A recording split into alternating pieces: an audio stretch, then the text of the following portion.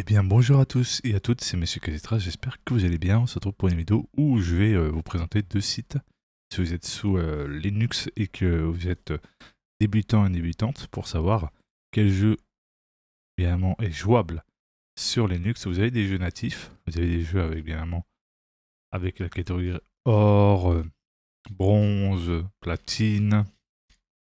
Injouable, ça veut dire que soit il ne démarre pas, ou soit quasiment injouable.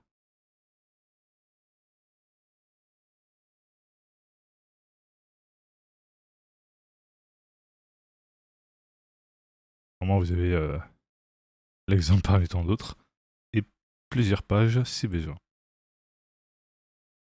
Et aussi, si vous voulez, par exemple, hop, exclure les deux, anti-triche et exclusion, enfin, du natif pour voir sous Proton si, bien évidemment, c'est jouable. Proton est une surcouche, bien évidemment, pour faire une compatibilité avec des jeux qui sont jouables uniquement sur Windows, mais qu'on peut jouer bien évidemment avec Proton sous Linux.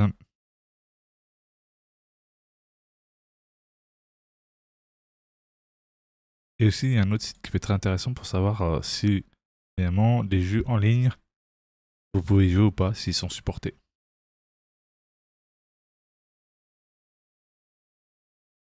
Il y en a certains qu'il faut éviter, donc voilà. Pour éviter de se faire ban, parce que les éditeurs ou développeurs n'ont pas mis la compatibilité Linux pour pouvoir jouer bien évidemment en ligne.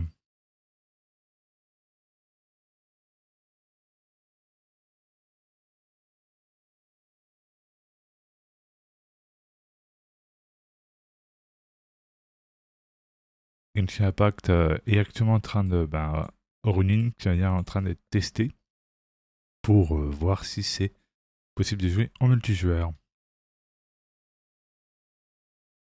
Voilà les deux sites qui peuvent être très intéressants si vous souhaitez bien évidemment savoir l'un pour la compatibilité sur sous Linux, par exemple si vous voulez savoir si les jeux sont jouables, que ça soit en natif, que ça soit avec Proton, et l'autre, comme je vous ai expliqué, pour savoir si vous pouvez jouer en ligne et si vous ne risquez pas de vous faire ban, puisque bien évidemment sur ce site-là vous pouvez savoir bien évidemment tout simplement si c'est supporté par les éditeurs, tout simplement le support Linux, tout simplement, pour que vous puissiez jouer sous Linux en ligne. Pas YOLO en tout cas, c'est des petits sites qui peuvent être très intéressants, donc je vous mets ça dans la description. Et peut-être prochainement ou peut-être plus tard, je vous ferai des tests sous GLFOS si ça vous intéresse, bien évidemment. Et puis, soyez rassurés, franchement, Linux évolue très bien. Et puis, franchement, qui sait, dans 3, 4, peut-être 5, voilà, c'est un exemple approximatif. Combien d'années pour attendre pour avoir du 100% compatible. Et puis voilà. Faut pas vous inquiéter, vous savez, Linux évolue bien.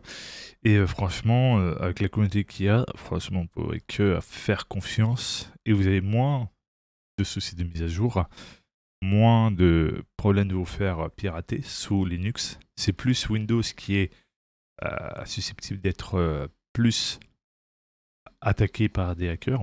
Donc hack. Donc en soi, vous ne serez pas dépaysé. En tout cas, j'espère que cette vidéo vous a plu. N'oubliez pas de vous abonner, de mettre un pouce bleu, d'activer la cloche de notification et de partager. C'était Monsieur Kazetra. Prenez soin de vous. Ciao, ciao, bye bye.